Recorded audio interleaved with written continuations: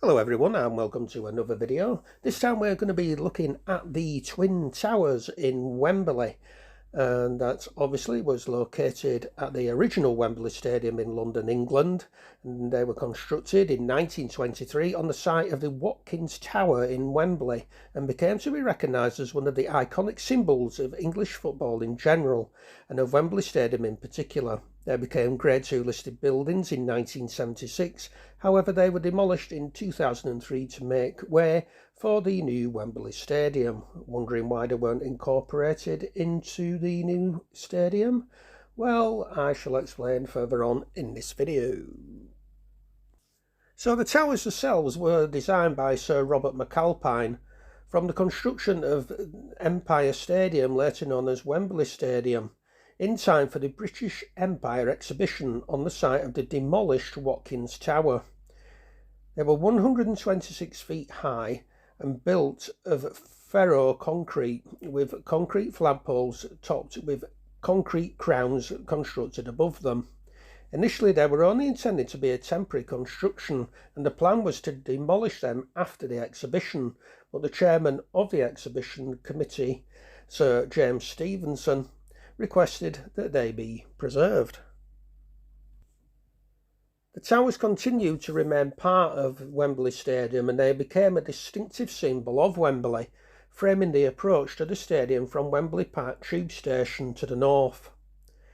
They were famous as the landmark symbols of Wembley Stadium, and the Twin Towers, as I have already mentioned, were granted Grade 2 listed status in 1976.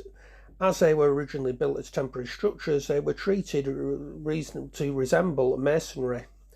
Several alterations were required over the years to preserve the Twin Towers. In 1994, there were rumours that Wembley Stadium would be redeveloped to build a new English national stadium.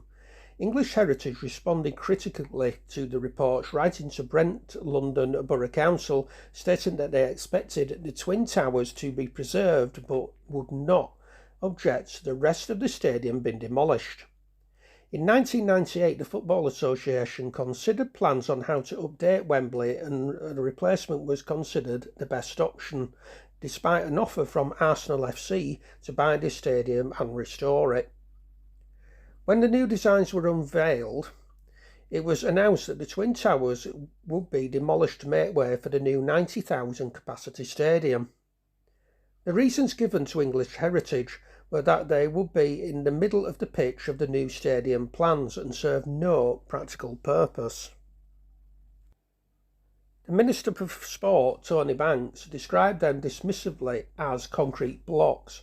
It was also claimed that it would be impractical to move the towers elsewhere because the ferro concrete would crumble away and unevenly make it impossible for them to be dismantled and resembled somewhere else in any other form.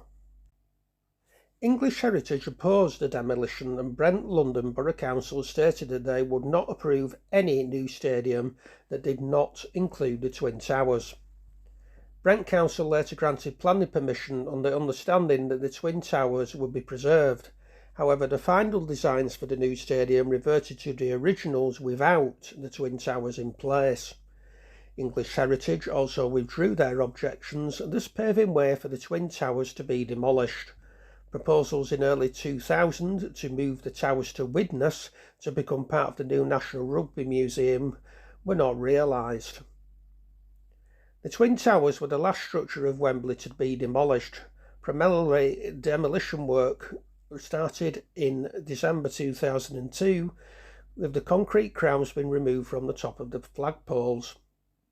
The towers were demolished in 2003 by a large Liebherr 974 crawler excavator referred to as Goliath and nicknamed Alan the Shearer, made in Germany specifically for the task.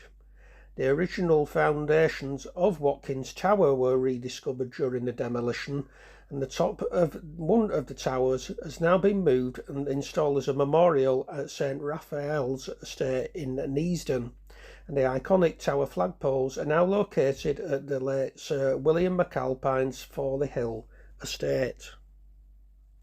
And there you go, there is the obviously the story of the Twin Towers that was located at Wembley and the reason why they couldn't be moved or saved. Now, obviously, I've seen on some football sites quite a few mixed reviews in regards to feelings in regards to these towers. Some people like them, some were glad to see the back of them. What do you think? Please do share your views in the comments below. Also remember to like and share. You can also subscribe to this channel for free. Doesn't cost you anything. It's entirely up to you. You either do or you don't. But basically all it will do is just notify you of when I post my next video. So until the next video, take care of yourselves. Thank you for your support and goodbye.